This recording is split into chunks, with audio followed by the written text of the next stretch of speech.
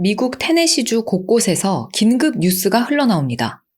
우발적 살인으로 유죄 선고를 받았던 콜린 에반스가 오늘 가석방 심사를 받습니다. 이 콜린이라는 남자는 5년 전에 젊은 여성들이 연쇄 실종됐던 사건의 주요 용의자로 떠올라 지명수배자 명단에 이름을 올렸었는데요. 당시 콜린은 체포가 됐다가 도주를 해서 여러 달 동안 도망자 생활을 했어요. 그러다가 어느 술집에서 싸움을 벌이는 바람에 다시 체포가 되는데요. 그런데 그 술집 싸움 도중에 이 콜린하고 싸우던 사람이 죽은 거예요. 이 때문에 콜린은 원래 의심받았던 그 5명 여성의 실종, 사망 사건과는 별개로 이 술집 싸움 건으로 유죄 선고를 받았습니다. 현재까지 5년간 형을 살아온 콜린. 과연 오늘 가석방 심사에서 어떤 결과를 받아들지 주목되고 있는 상황인 건데요. 심사를 받기 위해 호송 차량을 타고 이동 중인 콜린. 그의 얼굴에 복잡한 표정들이 떠오릅니다. 과연 그는 어떤 결과를 받아들게 될까요? 이날의 결정이 나비 효과처럼 훗날 많은 일로 연결되게 될 텐데요. 오늘의 영화 노 굿 디드. 언제나처럼 결말까지 모두 포함한 줄거리 이야기해드립니다. 알고 싶은 이야기 제이, 좋아요와 댓글은 영상 제작에 큰 힘이 됩니다. 그럼 오늘의 이야기 시작합니다. 콜린은 가석방 심사가 이루어지는 테네시주 녹스빌에 도착했어요. 조용한 분위기 속에서 심사가 시작되는데요. 심사위원이 그를 보며 말합니다. 콜린 에번스, 우발적 살인으로 10년에서 15년형을 선고받고 복역 중이군요. 변호인 대신 스스로 가석방위원회에서 발언할 것을 요청했고요. 자, 그럼 시작하세요. 콜린은 자리에서 일어나 진지한 표정으로 발언을 시작합니다. 여러분 앞에서 거짓말은 안 하겠습니다. 거짓말 잘 하지도 못하고요. 형을 선고받았을 때 사실 화가 났어요. 하지만 시간이 흐르며 죄를 깨달았죠. 술집에서 그 싸움이 일어났을 때 제가 화를 참았어야 했습니다. 그날 밤 사람이 죽었으니까요. 그걸 되돌릴 방법은 없습니다. 대신에 저 자신을 바꾸겠어요. 콜린은 진실된 표정과 자세로 심사위원들 앞에서 차분히 이야기를 이어나갑니다. 그는 이제 자기 자신을 바꾸겠다고 말하면서 더불어 타인도 바꿔보겠다는 의지를 내비쳤어요. 콜린은 현재 교도소에서 다른 죄수들한테 글을 읽고 쓰는 법을 가르치고 있었는데 이걸 교도소장이 한번 보고는 전국에 있는 다른 교도소에도 이런 운동을 확산시키자고 제안하기도 했었거든요. 어쨌든 간에 죄를 짓고 교도소에 왔지만 나름대로 그 안에서 좀 건설적인 일들을 해나가며 성취감도 느끼고 반성도 하고 있었죠. 이 콜린은 자신이 이제 완벽하게 교정됐다는 사실을 진심을 다해서 피력합니다. 저한테 기회를 주세요, 여러분. 절대로 실망시키지 않겠습니다. 라는 말로 발언을 마친 콜린. 그의 눈빛은 진지했고 표정은 결연했어요. 하지만 그의 가석방을 반대하는 의원 하나가 이에 맞서서 반대 발언을 합니다. 위원장님, 제가 드릴 말씀이 있습니다. 이 죄수에 대해서 제가 조사를 좀 해봤는데요. 분명히 말씀드리는데 거짓말하는 재주가 상당합니다. 그날 밤에 술집 싸움에서 이자가 그토록 화를 주체하지 못하고 흥분했던 이유가 뭔지 아십니까? 바로 피해자가 자기 여자친구를 쳐다봤기 때문입니다. 이자는 젊은 시절에 여러 차례 폭행 사건에 연루됐었어요. 그게 대부분이 다 여자랑 관련이 있었고요. 이 콜린 씨는 전형적인 나르시시스트입니다. 이 반대 발언을 하는 위원은 콜린이 외적으로도 굉장히 매력적이고 지능도 높다는 점을 짚으면서 이런 악성 나르시시스트는 그러한 자신의 우월성을 증명해야 직성이 풀린다고. 그래서 늘 누군가를 유혹하는데 그러다가 거절을 당하거나 자기 방식대로 일이 풀리지 않으면 통제력을 잃는 거라고 지적합니다. 콜린의 가석방에 반대하는 위원은 콜린에게는 폭력성이 내재되어 있다. 이런 자가 자신을 통제하기란 불가능에 가깝다라는 말로 발언을 마무리했어요. 이 위원장은 양측의 말을 신중하게 들은 후에 말합니다. 콜린, 당신이 가석방 되려면 위원회가 만장일치로 동의를 해야 됩니다. 그런데 지금 반대 의견이 나왔죠. 따라서 법에 규정된 대로 5년 뒤 다시 심사하겠습니다. 이제 돌아가셔도 좋습니다. 콜린의 가석방이 불발되는 순간이었어요. 콜린은 반대 발언을 한 위원을 몇 초간 빤히 쳐다보는데요. 그의 눈에서 레이저가 나오는 것만 같습니다. 위원은 고개를 돌리고 그와 눈을 마주치지 않아요. 이윽고 건장한 몸을 일으켜 자리에서 떠나는 콜린. 씩씩대며 복도를 걸어가다가 호송 차량에 몸을 싣는데 교도소로 이동하는 내내 수갑을 찬 손으로 얼굴을 감싸고 있습니다. 잠시 후 그가 얼굴에서 손을 뗐는데 그의 손에 피가 묻어 있었습니다. 코피가 났던 거예요. 콜린은 호송 차량에 함께 타고 있던 교도관에게 휴지 좀 달라고 부탁을 하는데요. 중년의 교도관은 투덜거리며 휴지를 들어 그에게 건네주려고 하는데 그 교도관이 콜린에게 가까이 다가간 순간 콜린은 엄청난 힘으로 교도관의 팔을 쭉 잡아당겨서 자기 쪽으로 끌어와서는 강하게 박치기를 해버립니다. 갑작스러운 공격에 머리가 깨질 듯한 고통을 느끼며 주저앉아 버리는 교도관. 콜린은 얼른 교도관의 주머니에서 총을 뽑아들어 그의 머리에 겨눴어요. 죄수 1명이 이동하는 것이었기 때문에 운전하는 교도관 1명, 그리고 콜린을 감시하는 교도관 1명이 따라온 게 전부였는데요. 운전을 하고 있던 교도관은 뒤쪽에서 소동이 일어나자 깜짝 놀라서 차를 길가에 끼익 세웠어요. 얼른 바지춤에서 총을 꺼내 뒤쪽을 겨눠보지만 이미 콜린도 동료 교도관의 머리에 총을 겨누고 있습니다. 콜린은 운전을 하던 교도관을 협박하기 시작했어요. 이 동료분 죽는 거 싫으시죠? 그러면 총 내려놓으세요. 그러면 둘 다 무사히 보내드릴게요. 저는 그냥 도망치고 싶을 뿐입니다. 어서요. 약속할게요. 총 내려놓으세요. 팽팽한 긴장감 속에 결국 운전하던 교도관은 어쩔 수 없이 천천히 차 바닥에다가 총을 내려놓는데 콜린은 그가 총을 내려놓자마자 기다렸다는 듯 바로 탕탕 총 2발을 발사해 두 교도관을 모두 죽여버립니다. 이 잔인한 장면 이후에 영화는 콜린이랑 전혀 상관없이 평범한 삶을 살아가고 있는 또 다른 인물을 하나 보여주는데요. 테리라는 이름을 가진 여자였습니다. 그녀는 제프리라는 남자랑 결혼한 유부녀였고 2 아이를 키우면서 집안일도 혼자 돌보고 있었어요. 피곤하고 조금은 지쳐 보이지만 아이들을 애정으로 대하면서 열심히 집안 살림을 꾸려가는 모습입니다. 그런 그녀의 집에 매그라는 동네 친구가 놀러 오는데요. 매그는 미혼인 여성이에요. 몸에 쫙 달라붙는 운동복을 입고는 여유롭게 한 바퀴 조깅을 하다가 친구 집에 들른 건데요. 이 매그와 테리, 2 사람은 전혀 다른 삶을 살고 있는 듯 하지만 이 동네에서 가장 친한 베스트 프렌드입니다. 매그가 테리에게 안부를 묻는데요. 테리는 남편 제프리가 요새 통 바빠서 집에도 잘 안 들어온다고 속상해합니다. 오늘 오랜만에 그가 집에 돌아올 건데 또 아버님 생신이라서 같이 골프 치러 갈 거라고. 그래서 또 짐 챙겨서 나갈 예정이라고 해요. 그런 친구가 너무 안쓰러운 매그. 테리의 남편 제프리를 원망하는 듯한 말을 막 하는데 그때 마침 제프리가 집에 도착했어요. 매그는 제프리한테 하이 제프리 하고 인사를 하고는 서둘러 자기 집으로 돌아갑니다. 오랜만에 서로 얼굴을 마주하는 남편 제프리와 아내 테리. 둘 사이가 딱히 좋아 보이지는 않았어요. 제프리는 법조인인 것 같은데요. 요새 일이 잘 풀리지 않아서 좀 예민한 듯합니다. 2 사람은 언성을 높이진 않는데 작은 일로 계속 투닥투닥해요. 테리는 왜 일주일 내내 코빼기도 안 보이고 이제서야 나타나냐? 이에 맞서서 또 제프리는 내가 노느라고 그랬냐? 일하느라 그랬지. 전업주부가 되겠다고 선택한 건 너잖아. 막 이런 말들을 서로 하는데요. 하지만 결국 아내 테리가 원했던 건 오랜만에 아이들 없이 남편하고 단 둘이 잠깐이라도 여행을 가서 시간을 함께 보내고 싶다라는 거였어요.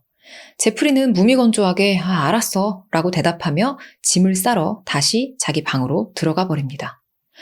그렇게 테리는 어린 2 아이들을 데리고 집에 남고 남편 제프리는 자기 아버지 생일을 축하하러 떠나요. 집을 나서는 제프리를 보면서 테리는 곧 폭풍이 몰려오고 있으니까 운전 조심하고 아버님께 생신 축하드린다고 전해줘 하고 인사를 합니다. 한편 교도관 2명을 죽이는 사고를 친 콜린은 차를 몰고 조지아주 애틀란타로 갑니다. 그는 차 안에 앉아서 어떤 여자를 미행하는 중이에요. 까맣고 긴 생머리에 볼륨 있는 몸매를 가진 아름다운 여성이었어요. 여자는 레스토랑에서 어떤 남자를 만나 포옹을 하고 식사를 함께 하는데요. 그렇게 식사를 마친 후 마트에 들러 한가득 장을 보고 집으로 돌아가는 여자. 장봐온 물건들을 부엌에서 꺼내 정리하고 있는데 그녀의 뒤에서 불쑥 남자의 목소리가 들려옵니다. 자기야, 나 왔어. 콜린이었어요. 그러니까 이 여자는 콜린의 여자친구였던 겁니다. 여자는 화들짝 놀라며 콜린을 바라보는데 하나도 반갑지 않은 표정이에요. 콜린은 익숙하게 냉장고 문을 열어 물을 꺼내 마시면서 여자에게 말합니다. 그날 밤 술집 사건 있고 나서 나 멀리한 거, 그리고 말도 없이 여기로 이사 온 거 원망 안 해. 깜빵에서 당신 생각 정말 많이 했어. 편지 엄청 많이 썼는데 답장도 없더라. 콜린이 여자에게 다가가 키스하려고 하지만 여자는 몸을 살짝 피하는데요. 그녀는 더 이상 콜린을 사랑하지 않을 뿐만 아니라 그를 두려워하고 있는 것 같아요. 당신이 원하는 게 뭔데? 여자가 묻자 콜린은 자신을 용서해달라고, 만회할 기회를 달라고 하면서 자기가 여권 위조 전문가도 알아놨으니까 우리 같이 이름 바꾸고 도망치자고 제안을 합니다. 결혼도 하자고 해요. 너무 무서운 프로포즈죠? 아까 가석방위원회에서 나왔던 말 기억하시나요? 콜린이 술집에서 싸움을 했던 이유가 그 피해자가 이 여자친구를 쳐다봤기 때문이었다고 했었잖아요. 이 여자친구는 콜린의 그런 모습에 더 이상 함께할 이유가 없다고 결론을 내린 거였어요. 그런데 갑자기 탈출을 해서는 이렇게 찾아와서 결혼하자고, 자기랑 같이 도망치자고 하는데 어느 누가 좋다고 할까요? 여자친구가 대답이 없자 콜린은 슬슬 성질을 내기 시작합니다. 왜? 싫어? 너 뭐 혹시 딴 놈 생긴 거야? 아까 그 커피숍에서 같이 있던 놈 맞지? 내가 다 봤거든. 여자는 아니라고, 그 사람은 내 운동 트레이너고 게이라고 둘러대 보지만 콜린은 이미 눈이 돌아 있어요. 내가 당신 거짓말이나 듣자고 깜빵에서 5년 버틴 줄 알아? 당신 침대에 보니까 이런 게 있더라. 콜린은 그녀의 얼굴에 웬 쪽지를 들이미는데요. 그 쪽지에는 깨우기 싫었어. 당신 자는 모습이 너무나 아름다워서 라고 쓰여 있습니다. 콜린은 봉투조차 뜯기지 않은 자신이 보냈던 수많은 편지 봉투들도 함께 여자의 얼굴에 마구 들이밀며 화를 내기 시작해요. 겁에 질려 울먹이던 여자는 콜린이 잠시 멀어진 틈을 타서 집 밖으로 도망치려고 막 뛰는데 거구의 콜린이 성큼성큼 달려가서 문을 막아버립니다. 놀란 여자는 2층으로 도망쳐서 뛰어 올라갔어요. 콜린도 그녀를 따라가며 왜 나한테 기회를 안 주는 거야? 하고 소리치는데 여자는 당신은 사람을 죽였잖아 라고 맞받아칩니다. 그렇게 두 사람 모두 2층 침실로 들어가는데 콜린은 침대를 툭툭 치며 여자친구를 윽박질러요. 그래서 그놈이랑 여기서도 잤어? 말해. 내가 감옥에 있는 동안 넌 딴 놈이랑 여기서 그 짓을 한 거냐고? 참고 참던 여자친구도 폭발해버리고 맙니다. 그래, 여기서 했다. 이 침대에서 맨날. 정말 좋더라. 이제 됐어?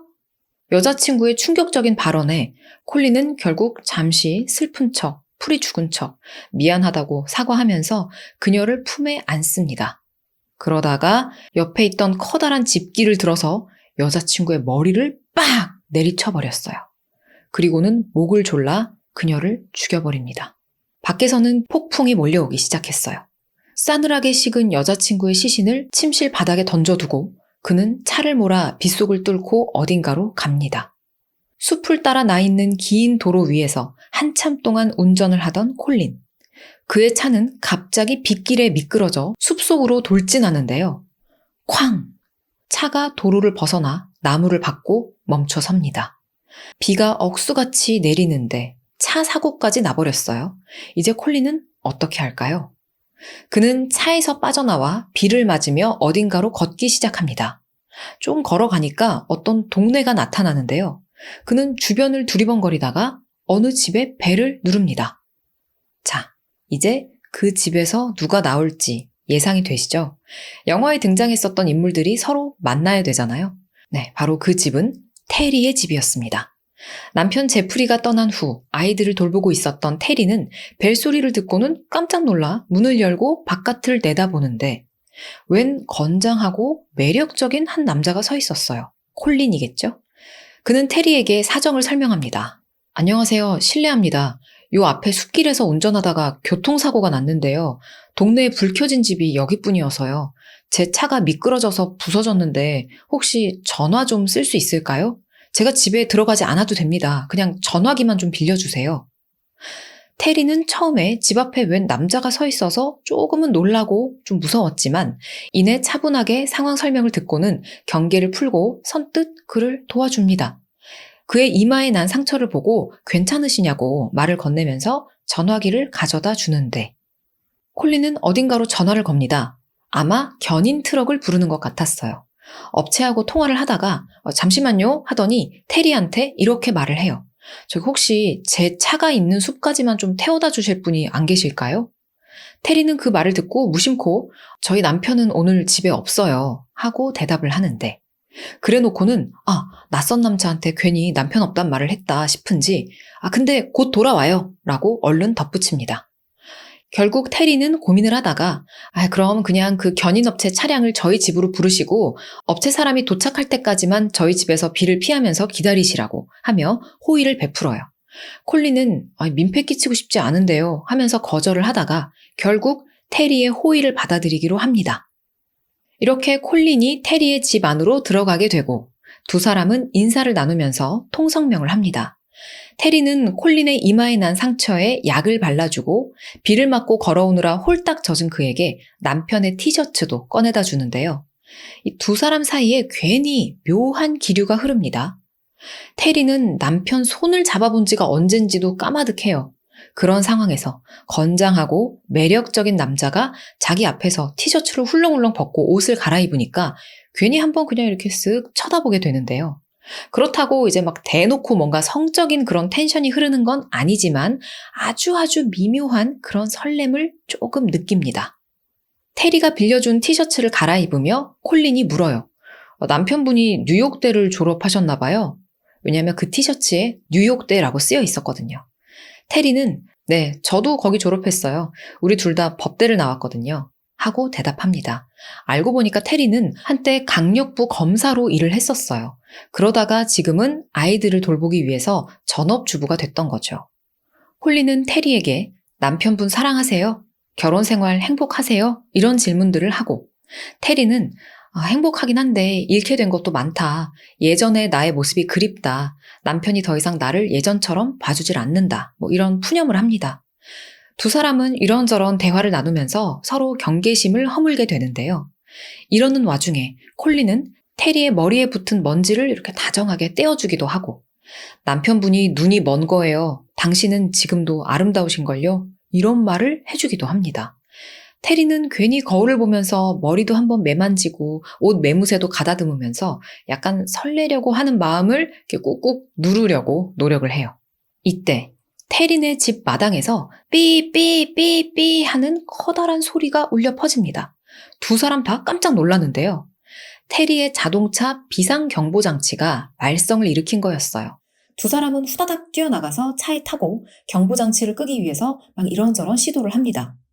좁은 차 안, 밖에서는 비가 억수같이 쏟아져 내리고 있고 둘은 몸을 살짝씩 부딪혀가며 차 안의 장치들을 살펴보고 있어요. 이윽고 경보장치를 끄는데 성공하고 두 사람은 다시 집 안으로 돌아옵니다. 테리는 콜린에게 결혼하셨어요? 하고 묻습니다. 콜린은 약혼녀가 있었는데 헤어졌어요. 저를 두고 바람을 피웠더라고요. 하고 대답을 해요. 테리는 상처받으셨겠어요 하면서 안쓰러운 표정을 지으면서 콜린의 얘기를 들어줍니다. 이 남자가 그 약혼녀를 죽여버렸다는 건 상상도 하지 못한 채 말이죠. 테리는 콜린과 이야기를 나누며 이런저런 복잡한 마음이 들어서 창 밖을 자꾸만 내다보는데요. 이걸 보고 콜린은 왜요? 남편 오는지 보시는 거예요? 하고 묻습니다. 테리는 이제 콜린을 완전히 믿게 됐고 경계심이 다 허물어졌기 때문에 그에게 사실대로 얘기를 해요. 아니요. 사실 아까는 제가 거짓말한 거고요. 오늘 남편 집에 안 와요. 그런데 이 말을 듣고는 콜린의 표정이 순간적으로 싹 차가워집니다. 그 순간 누군가 띵동 벨을 누르는 바람에 테리는 그 콜린의 표정이 변하는 건 보지 못하고 문을 열어주러 대문 쪽으로 달려갔어요. 근데 누가 온 걸까요? 견인업체가 벌써 도착을 한 걸까요? 문 밖에는 테리의 친구 매그가 와 있었습니다. 그녀는 우산을 쓰고 품에는 와인 한 병을 가지고는 테리한테 한잔 하자고 건너온 거였어요. 오늘 제프리가 집에 없다는 사실을 아까 낮에 들어서 알고 있었으니까요. 매그는 테리의 집 현관에 들어와서 우산을 내려놓자마자 깜짝 놀랍니다. 콜린 때문이겠죠. 매그의 관심이 순식간에 그에게로 확 쏠려요. 이 낯선 남자가 내 친구 테리랑 무슨 관계인 거지 하는 거에 대한 호기심, 또 이 매력적인 남자 자체에 대한 호기심으로 매그의 눈빛이 반짝이는데요. 테리는 벌써 친구의 눈빛만 봐도 얘가 무슨 상상을 하는 건지, 어떤 오해를 하는 건지 알아채고는 얼른 상황 설명을 합니다. 아, 이분이 지금 지나가다가 근처에서 교통사고가 났대. 견인 트럭 업체 올 때까지만 우리 집에서 잠시 기다리시는 거야. 그렇게 결국 매그와 테리, 콜린 이 세 사람은 다 같이 매그가 가져온 와인을 마시기로 해요. 테리가 잠시 잔을 가지러 간 사이 매그가 콜린에게 끈적한 눈빛을 보내며 말을 겁니다. 아, 저는 제가 이 동네 미남들 다 안다고 생각했거든요. 근데 그게 아니었네요. 이 말을 듣고 콜린은 매력적인 미소를 씩 지어 보이는데요. 매그는 콜린에게 어디에 사시느냐고 묻습니다.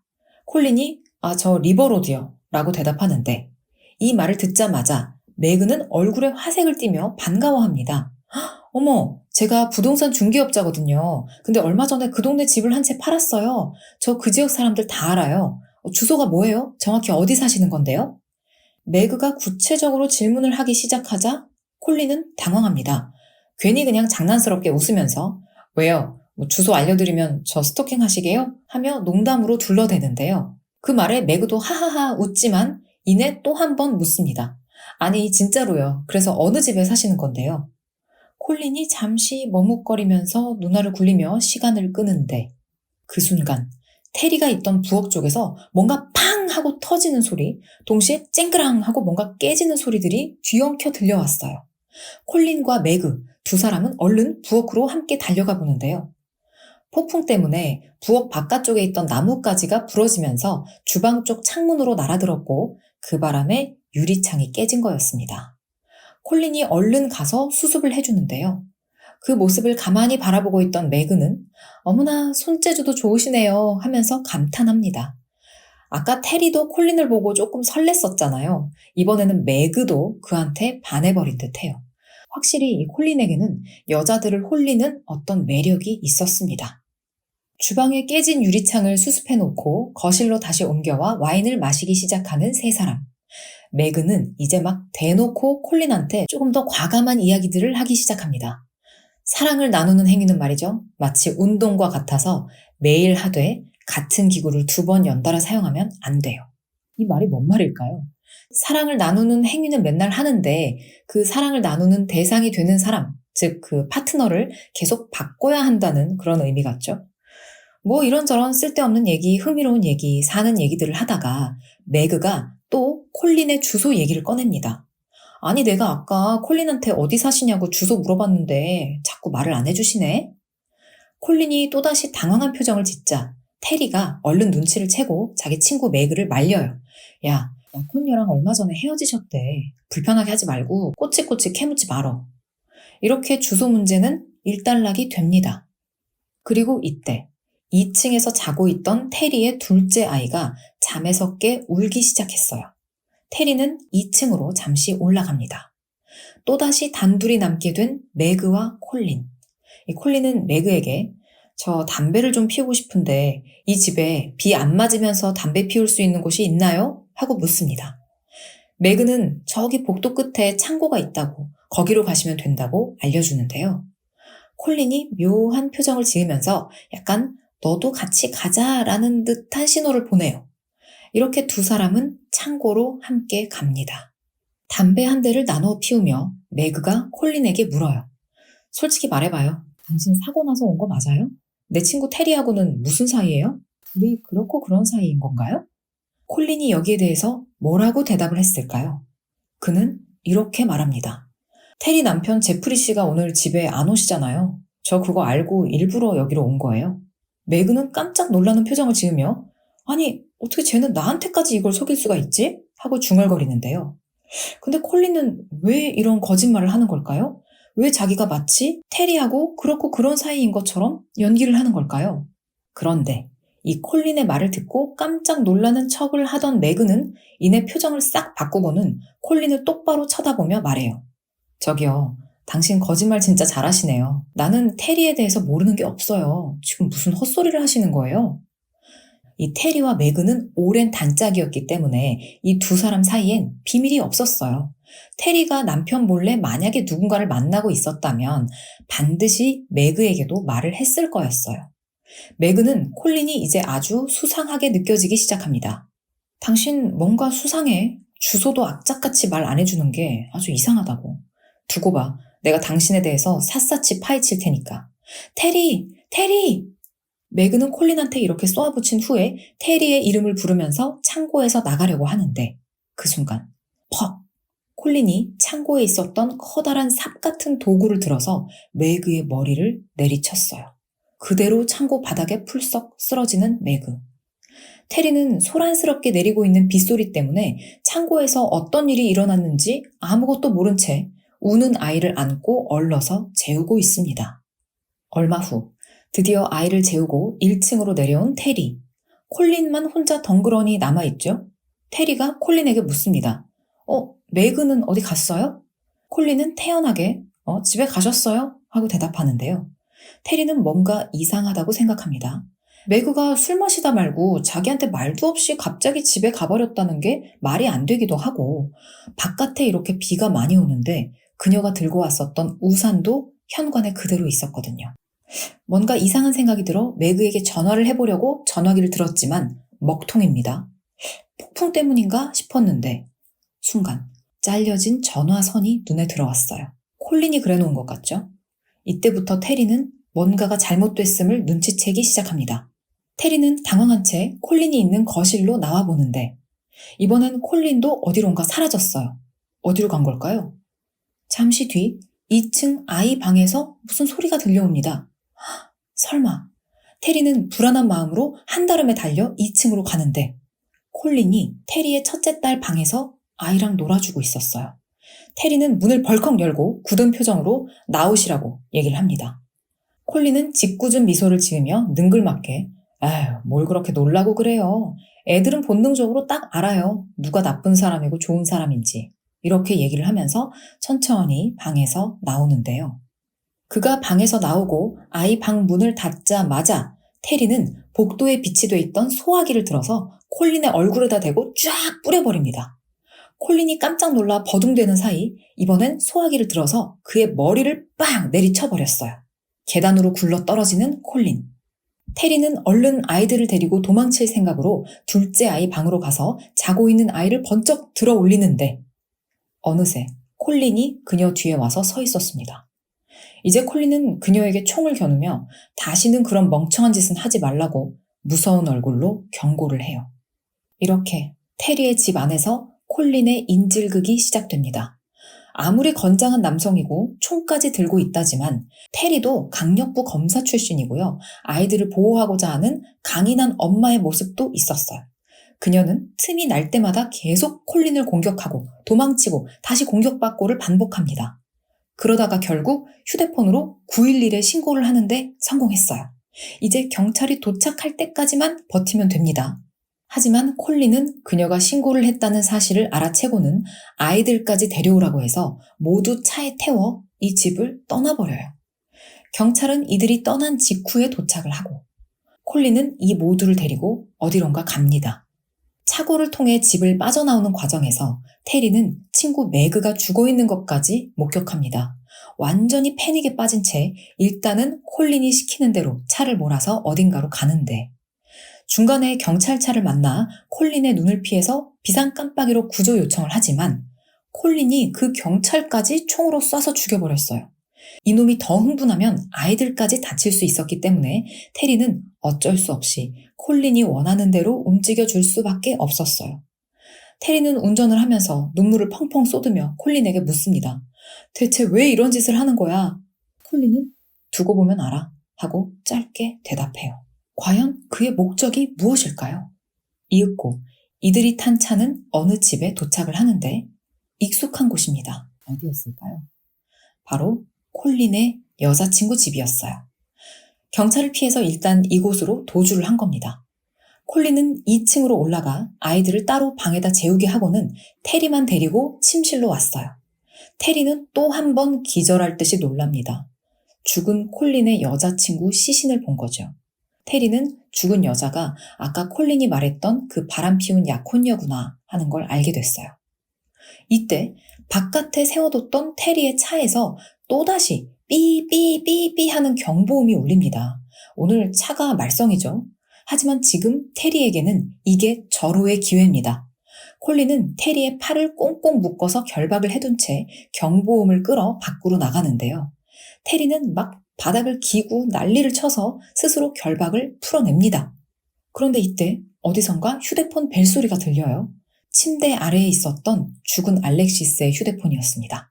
테리는 절박한 마음으로 그 전화를 받는데 익숙한 목소리가 들려옵니다. 아, 왜 전화를 이제서야 받아? 지금 어디야? 나 호텔에서 기다리고 있어. 문자도 5개나 남겼는데 지금 뭐 하고 있는 거야? 자, 이 목소리는 누구였을까요? 예상하셨나요? 바로 테리의 남편 제프리였습니다. 이제 좀 퍼즐이 맞춰지죠. 그러니까 테리의 남편 제프리랑 콜린의 여자친구 알렉시스가 바람을 피우고 있었던 거예요. 콜린은 우연을 가장해 일부러 제프리의 집을 찾아갔었던 거였죠. 그런데 제프리가 하필 이날 밤에 집에 없던 바람에 일이 이 지경까지 커진 겁니다. 이 사실을 전혀 몰랐던 테리는 엄청난 충격을 받았어요. 처음엔 잠시 벙쪄 있다가 이내 정신을 차리고 말합니다. 제프리, 나 테리야. 네 여친 알렉시스 죽었어. 경찰에 빨리 신고나 해. 이 뒤에는 이제 이런 영화 특유의 속이 타들어갈 것만 같은 액션 씬이 이어집니다. 테리하고 콜린은 계속해서 막 공격하고 도망치고 엎치락 뒤치락 몸싸움을 계속해요. 테리가 그래도 여자치고는 나름대로 좀 건장한 편이고 힘이 좀 좋아 보이는데요. 칼도 쓰고 총도 쓰고 하면서 결국에는 콜린을 죽여버립니다. 그리고 언제나처럼 사건 현장에 뒤늦게 나타나는 경찰. 테리는 놀라서 달려온 남편 제프리의 뺨을 시원하게 빡 갈겨버려요. 그리고 다시 아이들을 홀로 키우면서 예전처럼 멋진 검사의 길로 돌아갑니다. 오늘의 영화는 노 굿 디드였습니다.